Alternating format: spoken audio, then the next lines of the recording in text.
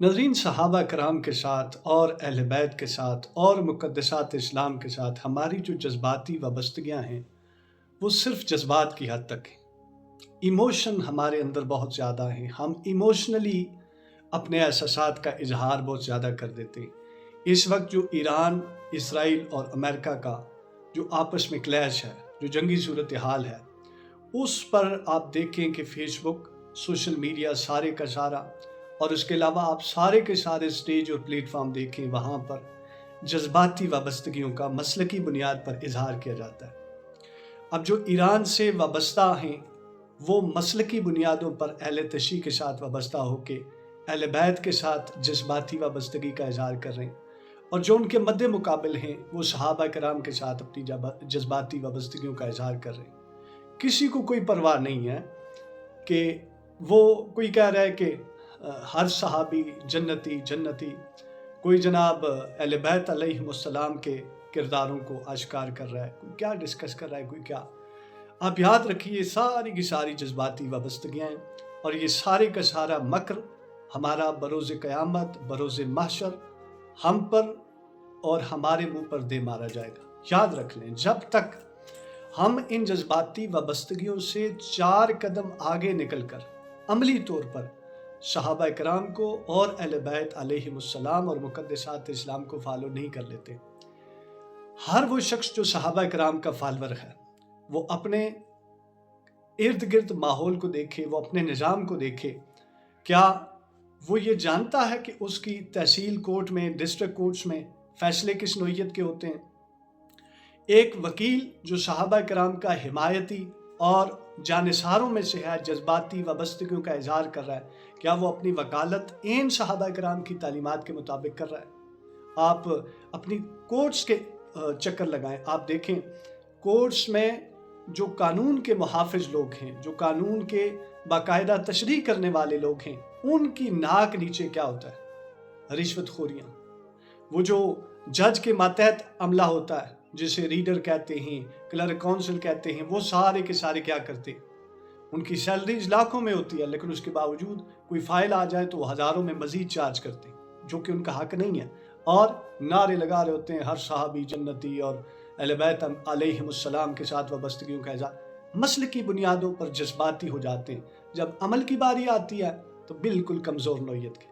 آپ تصور کریں کہ آپ کے گرد و پیش میں جو معاملات ہیں کاروباری نوعیت کو، اگر اس وقت حضرت ابوبکر صدیق رضی اللہ عنہ اور حضرت عمر فاروق رضی اللہ عنہ، یا پھر مولا علی علیہ السلام، یا پھر اہل بیت علیہم السلام کے پاکیزہ کردار اگر اس وقت دیکھ لیں تو کیا وہ قبول کریں گے؟ کیا وہ آپ کی جذباتی وابستگیوں کو قبول کریں گے؟ انہیں تو نظام چاہیے، انہوں نے نظام دیا، پاکیزہ نظام دیا، فیئر نظام دیا۔ کیا آپ اس نظام کو فالو کر رہے ہیں؟ کیا آپ اس نظام کے ماتحت اپنے آپ کو پیش کر رہے ہیں؟ بحیثیت کاروباری بزنس مین کی حیثیت ہے، بحیثیت وکیل، بحیثیت پٹواری، بحیثیت کلرک، بحیثیت عرائض نویس، بحیثیت ٹیچر، بحیثیت ڈاکٹر، آپ کیا فالو کر رہے ہیں ان کے دیے ہوئے نظام کو؟ ہرگز نہیں۔ بس جذباتی وابستگی، وہ ہر صحابی جنتی، آپ کو سرٹیفکیٹ دینے کی ضرورت نہیں ہے، نہیں انہیں آپ کے سرٹیفکیٹ کی ضرورت ہے۔ وہ جن کو سرٹیفکیٹ مل گئے وہ مل گئے، وہ کریم آقا صلی اللہ علیہ وسلم نے دے دیا، ابو بکر فی الجنہ، عمر فی الجنہ، علی فی الجنہ، زبیر فی الجنہ، عثمان فی الجنہ، وعشرہ مبشرہ اور تمام صحابہ کرام جن کو سرٹیفکیٹ دینا تھا، کریم آقا صلی اللہ علیہ وسلم نے وہ سرٹیفکیٹ دے دیے، اور وہ سرٹیفکیٹ ویسے نہیں دیے، بہترین اور عظیم کرداروں کی بنیاد پر۔ کریم آقا صلی اللہ علیہ وسلم کی بہترین تنظیم تھی، کریم آقا صلی اللہ علیہ وسلم کی بہترین ٹیم تھی، وہ پورا ٹیم ورک ہوا جس کی وجہ سے اسلام بطور نظام پھیلا اور اس کا نفاذ ہوا۔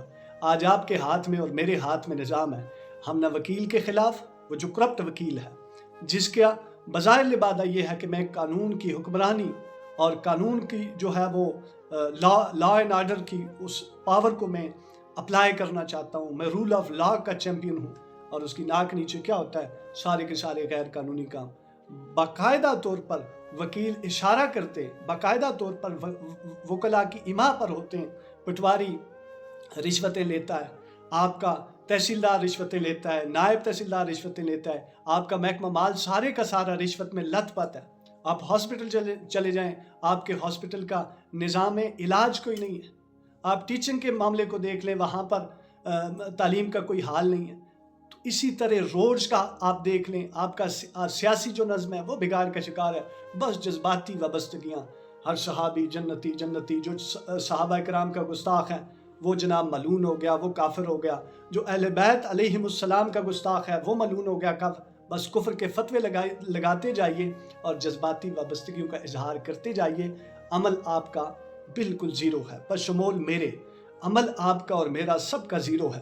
اگر عمل اپنا دیکھنا ہے، آپ واقعتاً دیکھنا چاہتے ہیں کہ آپ صحابہ کرام کے فالور ہونے کی حیثیت سے آپ صحابہ کرام کو کتنی سچائی کے ساتھ فالو کرتے ہیں، آپ ان کے کتنے خیر خواہ ہیں، کتنے مخلص ہیں، اور آپ یہ چاہتے ہیں کہ آپ کی وابستگی یقیناً قبول کی جائے، تو پھر آپ کو عملاً ان کی تعلیمات کو اپنانا ہوگا. وہ حضرت ابوبکر صدیق رضی اللہ عنہ جنہوں نے یہ فرمایا بحیثیت حکمران، بحیثیت خلیفہ، بحیثیت حاکم، بحیثیت گورنرشپ، وہ حکمرانی جو ہے وہ رول کرتے ہوئے کیا فرمایا کہ اگر دریائے فرات کے کنارے کتا بھی پیاسا مر گیا تو عمر اس کا ذمہ دار ہے. تو آپ اس طرح کی مثال لا سکتے ہیں؟ کیا یہ وہ جذباتی باتیں تھیں؟ وہ راتوں کو گشت بھی کیا کرتے تھے. بحیثیت حکمران، بحیثیت سیاستدان، آپ اگر کسی صحابی کو حضرت عمر فاروق رضی اللہ عنہ کو فالو کرتے ہیں اور صرف اظہار کرتے ہیں کہ حضرت عمر فاروق رضی اللہ عنہ کی گستاخی ہمیں منظور نہیں، تو گستاخی تو یہ بھی ہے کہ آپ اگر ان کی بتائی ہوئی تعلیمات، ان کے بتائے ہوئے طریقے کو اپناتے نہیں ہیں، یہ بھی گستاخی ہے. سب سے بڑی گستاخی یہ ہے کہ آپ ان کے نام پر، دنیا میں ان کے نام پر اپنے آپ کو شہرت دیتے ہیں، دنیا میں ان کے نام پر اپنے آپ کو ہائی لائٹ کرتے ہیں، پروموٹ کرتے ہیں، لیکن جب تعلیمات کی باری آتی ہے تو آپ کے گرد و پیش، آپ کی ناک نیچے بڑا کچھ فریب ہو رہا ہوتا ہے. آپ کا نظام بیکاری. کیا مولا علی علیہ السلام کے چاہنے والے، امام حسین علیہ السلام کے چاہنے والے، اہل بیت علیہم السلام کے پاکیزہ کرداروں کو اپنا سکتے ہیں؟ کیا وہ کسی کرپٹ ظالم حاکم وقت کے سامنے کھڑے ہو سکتے ہیں؟ کیا وہ اعلان بغاوت بلند کر سکتے ہیں؟ کیا وہ انہیں کہہ سکتے ہیں، نشاندہیاں کر سکتے ہیں کہ تمہاری یہ غلطی؟ وہ کیا ظالم اور جابر حاکم کے سامنے کلمہ حق کہہ سکتے ہیں؟ ہرگز نہیں. بس جذباتی وابستگی ہیں. اہل بیت سے محبت، اہل بیت سے محبت ہمارے ایمان کا حصہ ہے. دوسری طرف سے نعرے لگیں گے اصحاب سے محبت ہمارے ایمان کا حصہ، ان کے بغیر ہمارا ایمان مکمل نہیں. اور جب عمل اور تعلیمات کی باری آئے گی، جب پیروی کرنے کی باری آئے گی، تو شیطانی اور طاغوتی قوتوں کے نظام کو فالو کریں گے. آج سب سے زیادہ کرپشن آپ کے اور میرے معاشرے میں، آج سب سے زیادہ بددیانتیاں میرے اور آپ کے معاشرے میں، بحیثیت مسلمان، بحیثیت جذباتی وابستگیاں رکھنے والوں کے ہاں سب سے زیادہ یہ فریب پائے جاتے ہیں.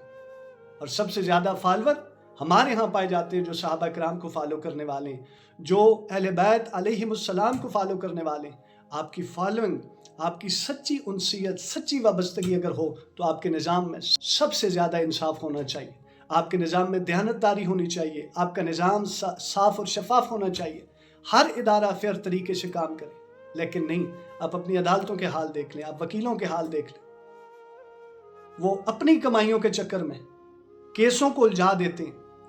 وہ غریب، وہ متاثر لوگ، وہ جو کسی ظلم اور جبر کے مارے ہوئے، کسی ظالم اور جابر کے ستائے ہوئے لوگ، وہ جو داد رسی لینے آتے، ان کی داد رسی کیا ہوتی ہے کہ وکیل اپنی فیس تو چارج کرتا ہے، ساتھ ان لوگوں کو بھی نوازتا ہے جن کا حق نہیں ہوتا، جو گورنمنٹ سے، سرکار سے باقاعدہ اپنی سیلریز لیتے ہیں، لاکھوں کی صورت میں، ہزاروں کی صورت میں. وہ بھی اس کیس میں انوالو ہوتے ہیں. اور پھر بھوکے جنگلی جانور ان کی طرف پھر پڑ جاتے ہیں، ایک کو پکڑنا، دوسرے کو پکڑنا، تیسرے کو پکڑنا، ایک نقطہ نکالنا، دوسرا نکالنا، تیسرا نکالنا. آپ جائیں عدالتوں کے حال دیکھ لیں. صحابہ کرام کے ساتھ جذباتی وابستگیاں رکھنے والوں، آپ جاؤ ذرا عدالتوں کا حال دیکھو، آپ کو پتہ چلے آپ کی وابستگیاں بالکل برائے نام ہیں. آپ آواز نہیں اٹھا سکتے، نہیں آپ کے اندر یہ جرت ہے. اہل بیت علیہم السلام کے ساتھ جذباتی وابستگیاں رکھنے والوں، آپ جاؤ اپنی عدالتوں کا حال دیکھو. وکلا کی ناک کے نیچے جو قانون پڑے ہوتے ہیں، وہاں پر کتنے غیر قانونی کام ہو رہے ہوتے ہیں. آپ کا پٹواری رشوت لیتا ہے، آپ کا تحصیلدار، گرداور، آپ کا نائب تحصیلدار، کلیکٹر، سارے کے سارے رشوت لیتے ہیں، لت پت ہوتے ہیں. آپ شکایت لے کر جائیں گے، اگلا کیس کھول کے بیٹھ جائے گا. آپ کچھ دے نہیں سکتے تو آپ کی فائل مہینوں کے حساب اور سالوں کے حساب سے وہیں گردش کرتی جائے گی اور اس پر گرد پڑی رہے گی. اسی طرح ہاسپٹل کا حال دیکھ لیں، اسی طرح تعلیم کا حال دیکھیں. آپ اپنے جنگلات کو دیکھ لیں، جگہ جگہ آگ لگی ہے. جس نے ایک درخت لگایا کہ اس نے جنت میں گھر بنایا، اپنے گھروں کو جلا رہے ہیں۔ اور وابستگیاں کس کے ساتھ؟ پاکیزہ اسلام کے بہترین اور پاکیزہ کرداروں کے ساتھ۔ کیسی وابستگیاں؟ صرف اور صرف جذباتی، صرف اور صرف نعروں کی حد تک۔ بس آپ کو اور مجھے سوچنا چاہیے کہ بروز محشر ہماری یہ جذباتی وابستگیاں اگر ہمارے منہ پر دے ماری جائیں تو سوچئے ہمارا کیا حال ہوگا۔ اس وقت صحابہ کرام کے فالور اگر تنہا کھڑے ہو جائیں اور صحابہ کرام جیسے پاکیزہ اور عظیم کردار انہیں رد کر دیں کہ آپ کا ہماری ذات سے کوئی تعلق نہیں، آپ کی جذباتی ہمارے ساتھ وابستگیاں تھی وہ دری کی دری رہ گئی، وہ بالکل ہار ان کے ساتھ ہمارا کوئی تعلق نہیں، سوچئے کیا حال ہوگا۔ اسی طرح اہل بیت علیہم السلام کے چاہنے والے فالور وہ اگر وہاں پر تنہا کھڑے ہو جائیں، ان کو اگر وہ ایکسیپٹ نہ کریں، بحیثیت فالور ایکسیپٹ نہ کریں، تو سوچئے کیا ہو۔ اپنے گرد و پیش نظام کو دیکھیے، نظام کو اسٹڈی کیجیے، عدالتوں کا رخ کیجیے، عدالتوں میں دیکھیے کیا ہوتا ہے۔